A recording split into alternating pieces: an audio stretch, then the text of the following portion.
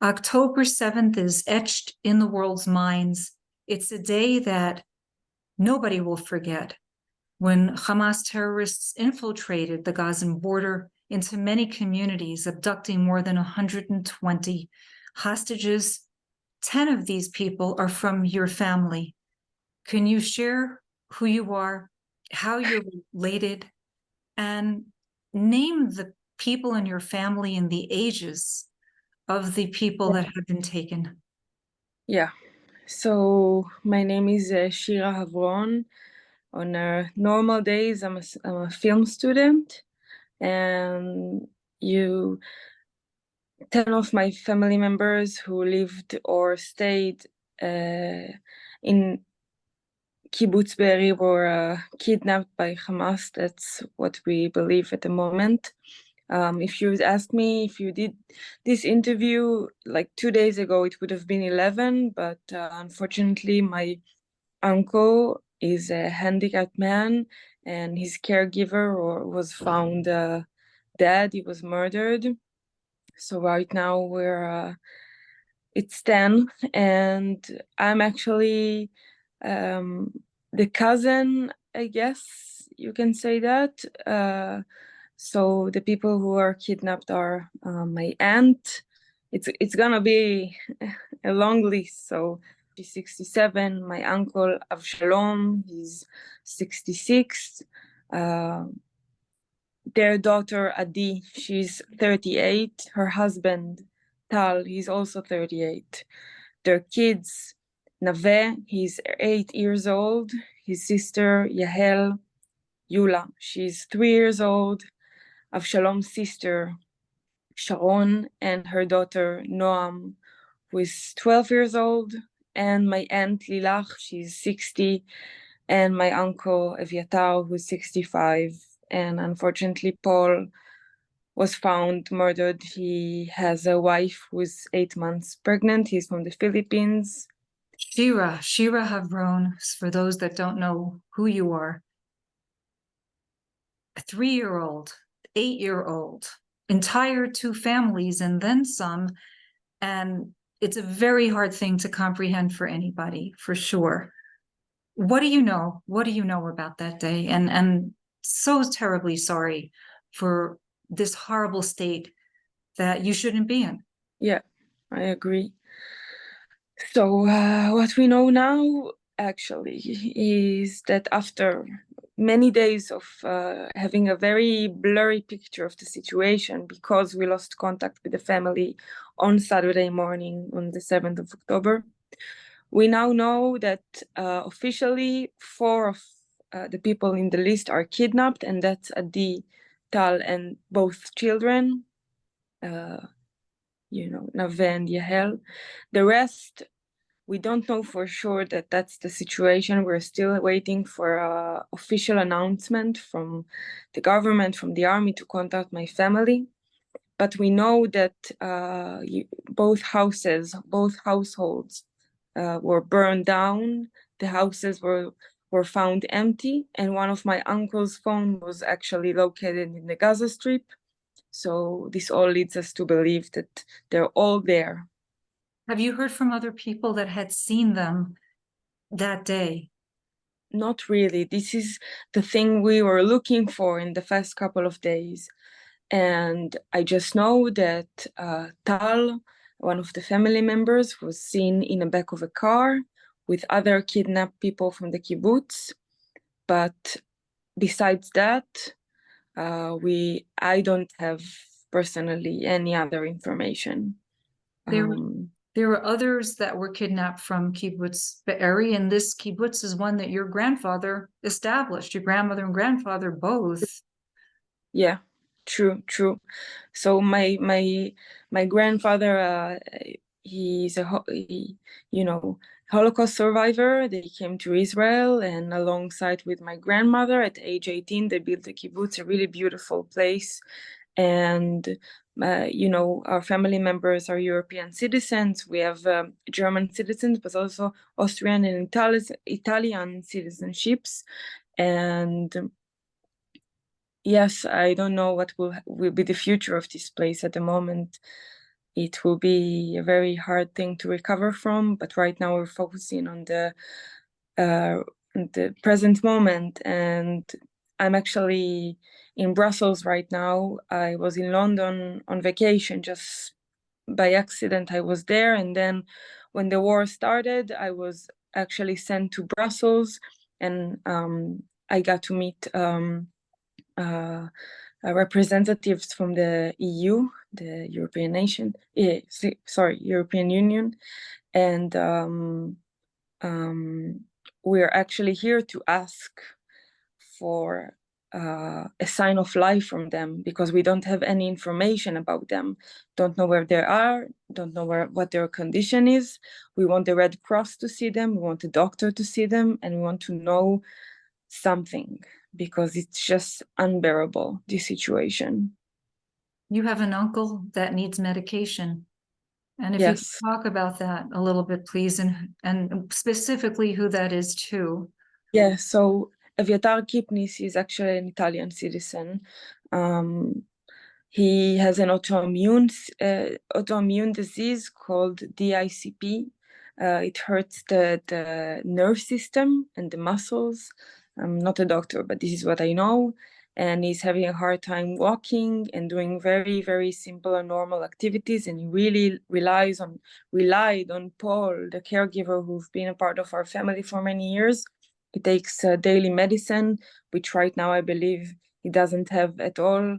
He needs a very close medical care and a wheelchair or something to walk with. And right now, we don't have any sign that he has any of those stuff. So it's really hard for me to think about him, I don't know, just thrown there in a room or injured, or can't even imagine that. My heart goes out to you, really, it does. And I'm sure anyone listening here feels the same way. It's unforgivable. What can you tell me about your family members? I think it's important that people know who these people are. These are normal people who just were living their lives, who cared about other people, who started nonprofits and NGOs. Please share. Yeah, so you're right, those are innocent people, just normal people, but for me they were extraordinary. My aunt Shushan, she actually founded the NGO called Fair Planet, and they put their goal to solve the hunger problem of the world. So they're working with countries in Africa mainly, with farmers. They help them to, have the knowledge how to grow their own food, and to provide themselves. And really just amazing work, really just spreading their work and helping people. My other aunt Lilach, she's a social worker. She works with people with PTSD, people who suffer from trauma from the war in Israel, people who suffer from domestic violence, women, everything, children, just such a kind soul. And, she takes care of Evyatar, her husband, who's an amazing person as well, volunteering, painting. Yeah, and my cousin, she's a psychologist, the mother of Naveh and Yahel. And, about them, I could just say they just started their lives, two very intelligent, beautiful children who I can't really imagine how you even explain to them where they are and why they're there. And yeah, it's a very hard picture to bear in mind, and definitely not leaving my head these days.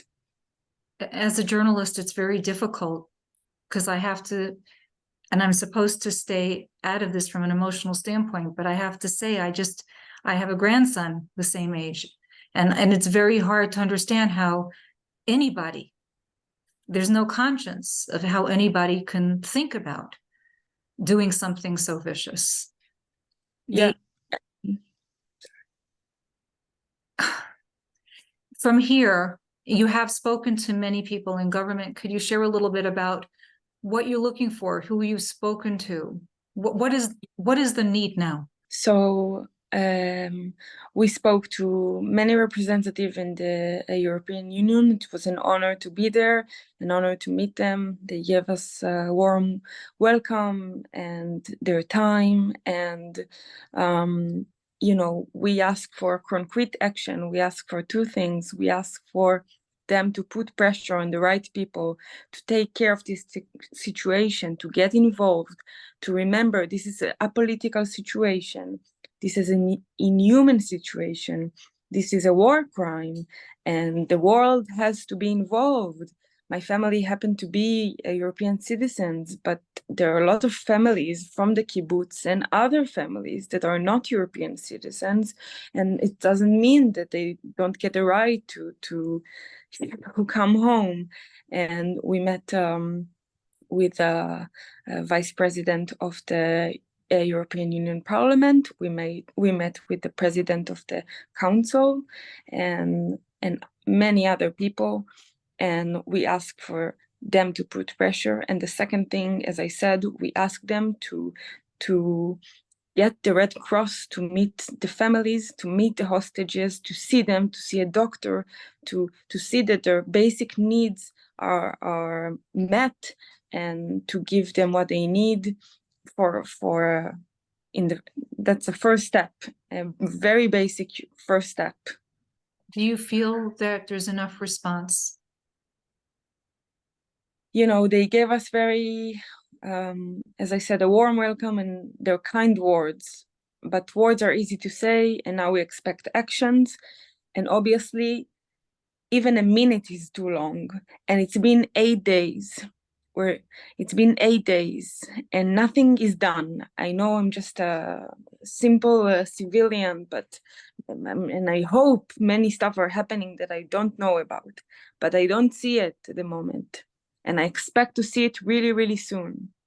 And, you said that as a journalist, you have to stay, and this is hard to hear, but we see the world right now.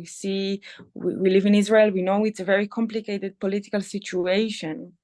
And we don't want any for me personally, I don't want any suffering from neither sides. My family has always been peacemakers, led by values of equality and peace. We have Palestinian friends. I'm studying in a university with, Arab friends.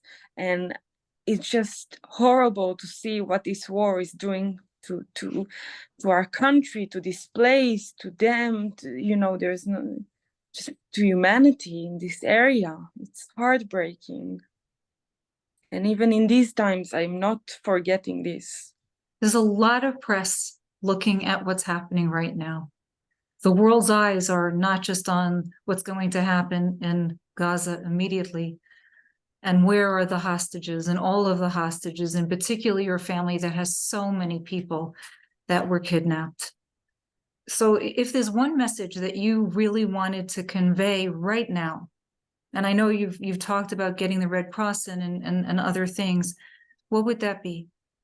I just want to say, maybe don't forget that our family are alive in Gaza, because it's very easy to be very angry right now, but there are people who are alive over there, and there are a lot of dead bodies right now.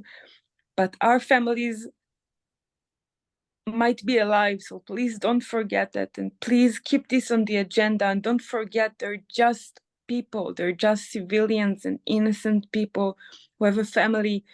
Think about them as your own family.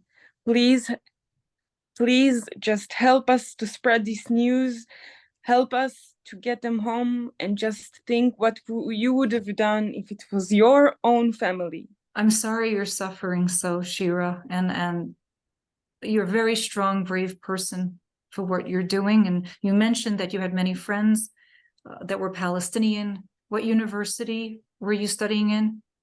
Which one?